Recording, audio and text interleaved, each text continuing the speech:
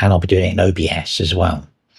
So there's just a bit of history of the Blackmagic camera and its evolution. So before we dive in with it all, let's go right back to the very beginning. Where did RAW come from?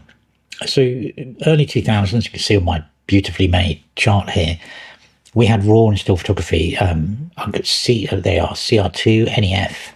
They were making the general, the main camera companies were producing still image RAW files in their cameras.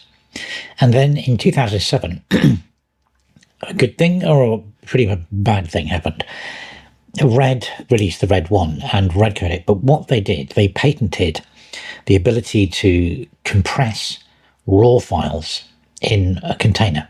So I think it was anything over 12 or 17 frames per second. And it was their patent. So they released the Red 1.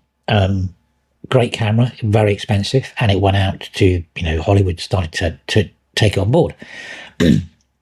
Slightly after that, and I think it was 2010, it's not on this chart, Arri released Arri RAW, which had to be, because of the patenting, that you couldn't record the RAW in camera.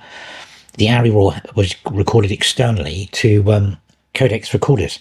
So they had, uncompressed RAW, which is obviously the absolute top level of what you can get.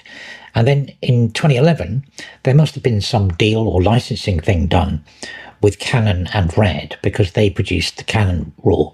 Now, originally this was to external recorders, but then it became Canon Cinema RAW and it went into the actual cameras. And 2018,